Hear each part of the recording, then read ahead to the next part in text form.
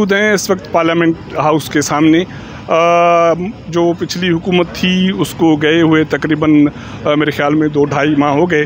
उसके बाद जो उस हुकूमत में शामिल सियासी जमातें थीं वो भी अपने इलाकों में चली गई। सरदार अख्तर मेंगल BNP के सरबराह हैं। BNP की तरफ से बलूचिस्तान में, कोयटा में और बाकी जो इलाके हैं वहाँ एहतजाज किया गया और आखिरकार BNP के जो रहनुमा सरदार अख्तर मेंगल की सरबराही में एक मरतबा फिर पार्लियामान हाउस पहुँचे और पार्लियामान हाउस के बाहर आज धरना दे दिया। मसाइल क्या हैं, उनको ये ज़रूरत क्यों पेश आई और आगे की हिकमत अमली क्या है, इस हवाले से तफसीली बात करेंगे। अस्सलाम वालेकुम सरदार साहब। सरदार साहब, क्या ज़रूरत पड़ी?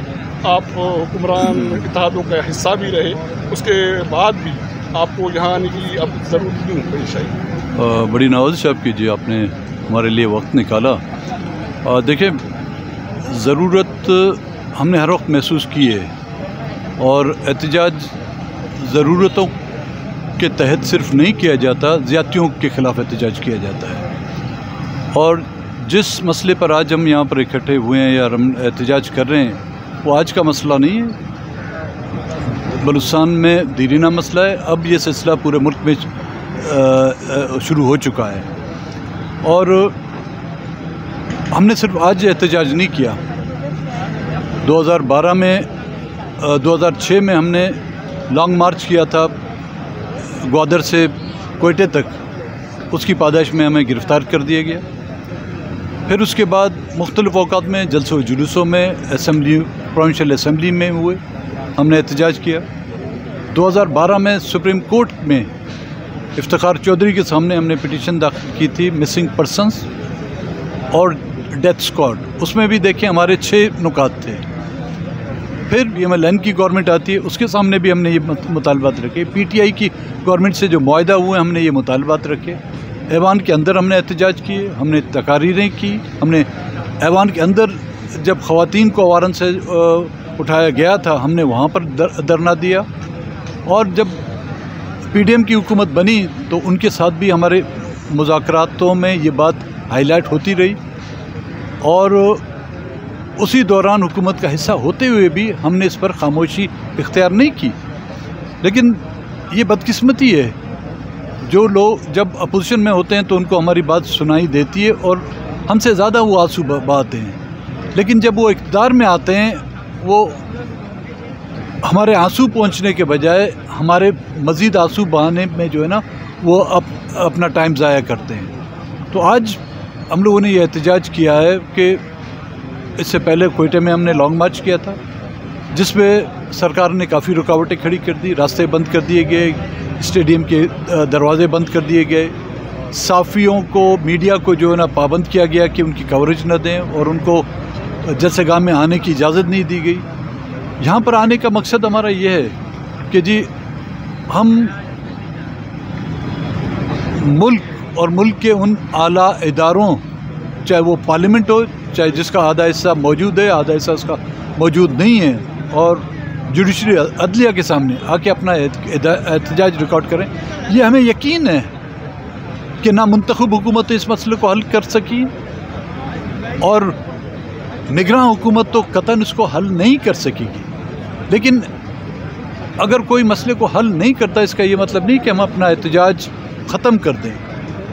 हम जवाबदेह हैं अपने लोगों के सामने, हम जवाबदेह हैं अपने ज़मीर के सामने। तो आज का ये एहतजाज करना ये साबित कराना है कि वो लोग जो कल हमें कहते थे कि जी मिसिंग पर्सनस का मसला जो एक डोंग है, ये लोग यहाँ पे नहीं हैं, ये लोग अफ़गानिस्तान चले गए हैं, ये लोग दुबई में हैं, ये लोग जो है पहाड़ों पर चले गए हैं।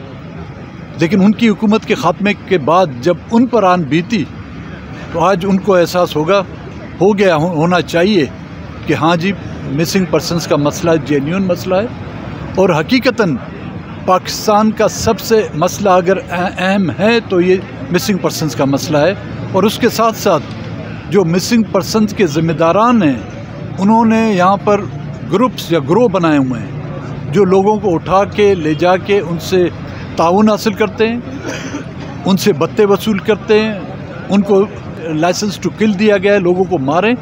जब तक कि उनका ख़ात्मा किया जाए और मिसिंग पर्सन की बाजियाबी को यकीनी बनाया जाए। सदर साहब, आप खुद ही फरमाते हैं कि मुस्लिम लीग नून का हिस्सा रहे, आप पीटीआई का हिस्सा रहे, उसके बाद पीडीएम का हिस्सा रहे, और आप मेरे ख्याल में पीडीएम के इत्तेहादी भी हैं, और जो जमातें हुक्मरान रहीं उनका कैबिनेट का हिस्सा रहे, और उनको आप ये कहा जा सकता है कि कांधा दिया। अब इस वक्त आप अकेले बैठे हैं, आपको कैसे लग रहा है? देखिए, वो कहते हैं कतरा कतरा दरिया में शोहद। हमने जद्दोजहद हमेशा अपनी आवाम और अपने बलबूते पे की है। जब उन पर सख्त वक्त आया हमने उनका साथ दिया। होना तो ये चाहिए था कि आज हम पर सख्त वक्त है, हम पे नहीं है, एक सूबे पे नहीं है, ये पाकिस्तान में बसने वाले इंसानों पर एक सख्त वक्त है, इंसानियत पर एक सख्त वक्त है। उनको यहाँ पे आना चाहिए। अगर नहीं आते तो यार जिंदा सोबत बाकी। सदर साहब, एक बात तो ये है कि वो नहीं आती, आप इत्तेहादी रहे, और दूसरा जो इल्ज़ाम है पीडीएम के इत्तेहादी जमातों पर जो हुक्मरानी में लोग आए कि आप लोगों ने ना सिर्फ इमरान को निकालने के लिए ये नहीं किया, किसी और को भी रिलीफ देने के लिए उसको आप लोगों ने सियासत भी दाव पे लगाई और मिला भी कुछ नहीं। कैसे लग रहा है? देखिए, जो लोग कुछ हासिल करने की जस्तजू में गए थे उनको शायद कुछ हासिल हुआ होगा, उनको बहुत कुछ हासिल हुआ होगा, लेकिन हमको जो कुछ हासिल करने गए थे अगर वो मिल जाता तो हम आज यहाँ पर ना बैठे होते। तो सियासी नुकसान तो हुए होंगे, सबके हुए होंगे, लेकिन ये जो मसला है जिसको हम एक अहम मसला समझते हैं, ना हमने पहले कभी इससे दस्तबरदारी की, ना आज कर रहे हैं, दस्तबरदार नहीं होंगे।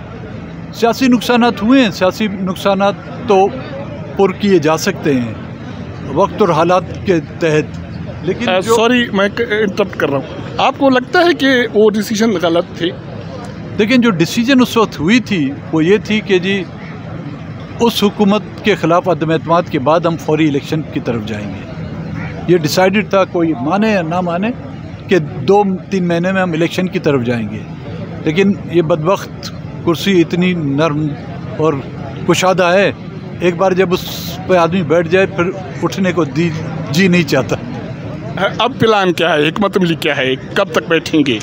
आज हमारा तो एक दिन का जी, शाम तक है। अब देखें जो मेज़बान हैं उन पे मेज़बानी का कितना जज्बा है, वो हमें कितनी देर बैठने देते हैं। वैसे शाम तक है हमारा प्रोग्राम। तो अभी भी आप इस्लामाबाद से मेज़बानी का जज्बा तवक्का रखती हैं?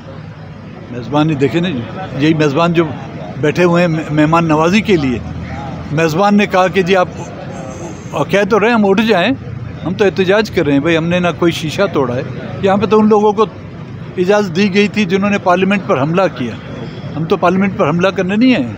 यहाँ पर उनको इजाज़त दी गई जिन्होंने सुप्रीम कोर्ट पर हमले किए, हम तो सुप्रीम कोर्ट पर हमले करने तो नहीं आए।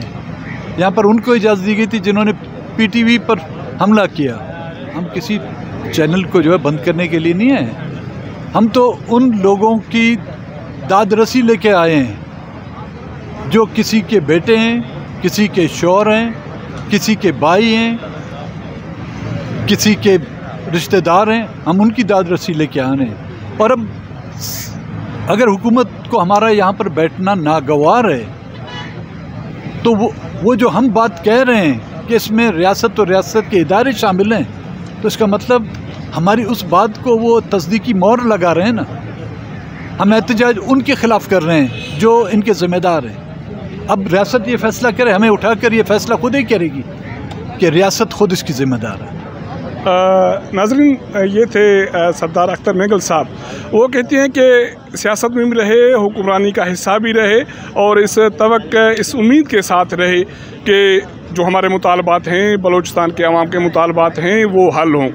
लेकिन नहीं होते तो हम यहाँ भी बैठ गए और हम बैठेंगे जब तक आवाम के मसाइल, उनके बुनियादी इश्यूज़ हल नहीं होते।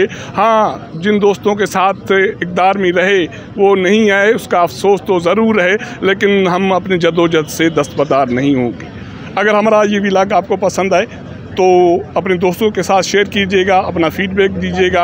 आपके साथ मुलाकात करेंगे अगले प्रोग्राम में, तब तक इजाज़त दीजिएगा। अल्लाह हाफ़िज़।